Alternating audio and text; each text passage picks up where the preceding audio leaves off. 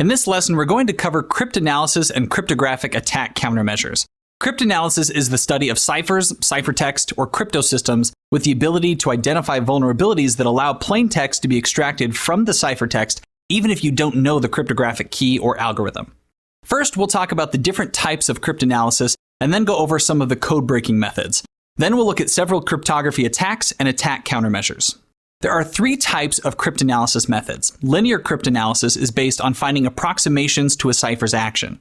It's commonly used on block ciphers and works on statistical differences between plaintext and ciphertext.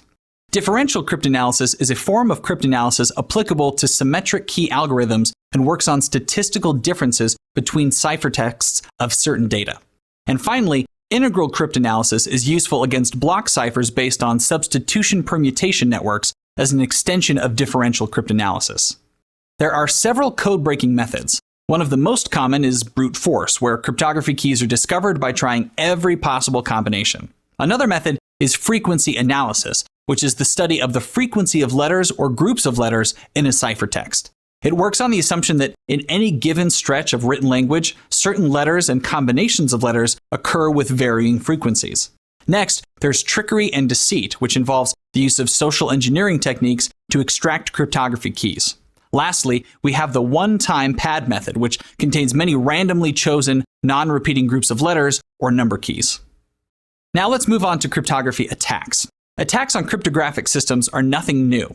If a hacker believes a piece of information has enough value, he'll invest a lot of time and resources trying to obtain it. Cryptographic attacks use many methods. The attacker might focus on a weakness in the code, cipher, or protocol, or might even attack key management. Even if he can't decrypt the data, he might be able to gain valuable information just from monitoring the flow of traffic. That's why some organizations set up systems to maintain a steady flow of encrypted traffic. Let's begin with the ciphertext-only attack. This is where the attacker has access to the ciphertext, and his goal is to recover the encryption key from it. This attack requires a hacker to obtain encrypted messages that have been encrypted using the same encryption algorithm. For example, the original version of WEP used RC4. If they were sniffed for long enough, the repetitions allowed a hacker to extract the WEP key. Ciphertext attacks don't require the hacker to have the plain text, and the statistical analysis might be enough. The adaptive chosen plaintext attack is where the attacker makes a series of interactive queries, choosing subsequent plaintexts based on the information from the previous encryptions. The chosen plaintext attack is where the attacker defines their own plaintext, feeds it into the cipher, and analyzes the resulting ciphertext. The chosen plaintext attack occurs when the hacker can choose the information to be encrypted. The idea is to find patterns in the cryptographic output that might uncover a vulnerability or reveal the cryptographic key. The related key attack allows the attacker to obtain ciphertexts encrypted under two different keys. This attack is useful if the attacker can obtain the plaintext and matching ciphertext. In a dictionary attack, the attacker constructs a dictionary of plaintext along with its corresponding ciphertext for a certain period of time. Another hacking method is the known plaintext attack, where the only information available to the attacker is some plaintext blocks, corresponding ciphertext, and algorithms used for encryption and decryption. This attack requires the hacker to have both the plaintext and ciphertext of one or more messages. Together, these two items can be used to extract the cryptographic key and recover the remaining encrypted zipped files. The chosen ciphertext attack is where the attacker obtains the plaintexts corresponding to an arbitrary set of ciphertexts. The chosen ciphertext occurs when a hacker can choose the ciphertext to be decrypted and then analyzes the plaintext output of the event. Early versions of RSA used in SSL were actually vulnerable to this attack. The rubber hose attack is when attackers extract cryptographic secrets, like the password to an encrypted file, by coercion or torture.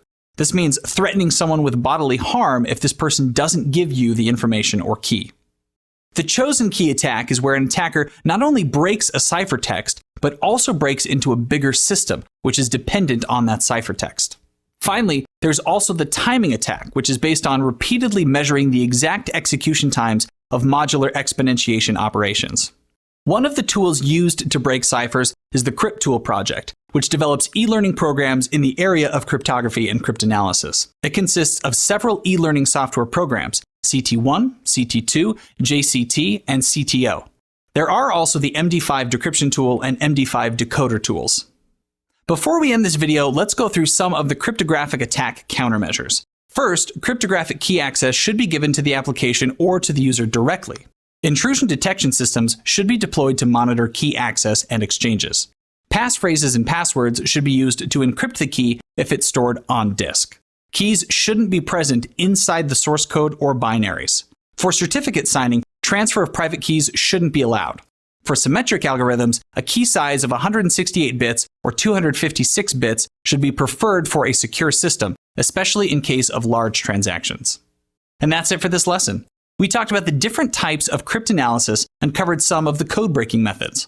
We covered an extensive list of varying cryptography attacks, followed by several attack countermeasures.